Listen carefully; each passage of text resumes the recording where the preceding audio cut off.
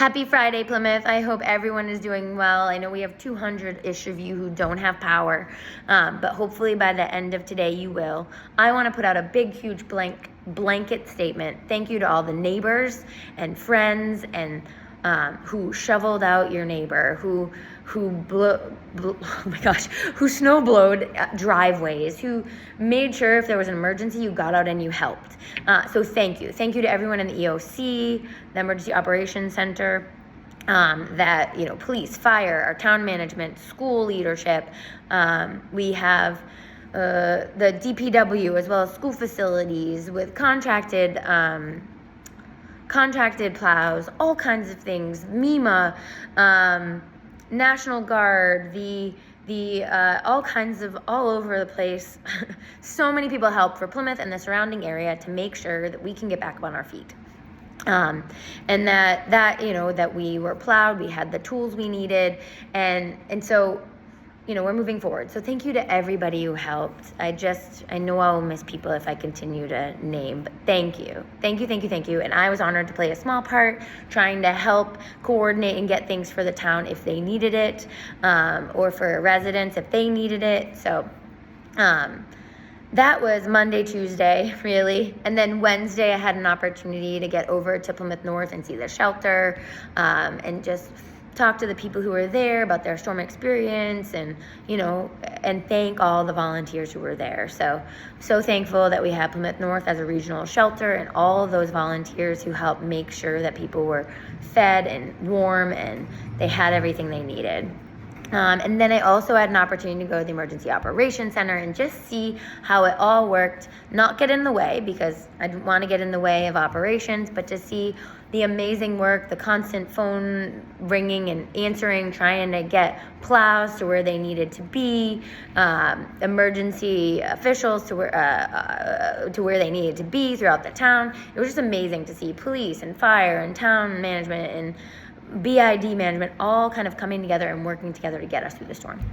And then obviously the Cedarville warming station was right there. Great to see so many of our residents there charging, warming up, and hoping get electricity back. So I know I was right with them, didn't get electricity back until Thursday morning. It feels early morning. So it feels a little like this is a week between Christmas and New Year where you're not sure what day it is.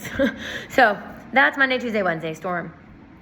Thursday, we took up the energy affordability bill, which is H5151. We had 125 plus amendments, which I read on this tiny little phone screen, which was not ideal. But we went through all of that, 110 pages. This bill is thick and full of all kinds of changes that I will go in further in a much longer post, maybe in an individual video. We'll see what we're able to figure out. But I did want to share that we've been talking about how Mass Save needs some really to be looked at deeply. And in this piece of legislation, we asked the Inspector General to audit and say, what are we doing right? What are we doing wrong? And how can we improve? We also take a look at those alternative compliance payments that you were getting in February, or we're all getting, ratepayers, February, March, on our bills. We're looking that 70% of that will be coming back to ratepayers until 2029, and then there's some additional information after 2029, but there will still be additional funds coming back. Let's see. The one thing I did want to note, we've talked a lot about GSEP, and I learned something this week that I wasn't aware of, or I was kind of aware of, but not fully on the percentage. So GSEP program, I think, is a little flawed. It's getting a little bit better, and there's going to be only necessary spending on any kind of lines that need to be replaced. So it's going down from 2.5% to 1.5% in 2027. So hopefully we'll continue to see improvements there. There's so many things in this bill. We'll do definitely a more detailed post about this. Again, it's a work in progress. We're going to get there. But these are some initial changes that we'll see. hopefully that will make an impact on our ratepayers. The other thing today, a silver lining in this week, and obviously the energy affordability, I'm glad that we were doing something. We continue to do more. We need to do more, but this is something. And then today I was able to honor Jim Hardiman, who, if any of you know him, know he's a wonderful human being. He's a civil rights activist. He's a member of our community that's really involved in so much, an educator, just an amazing individual.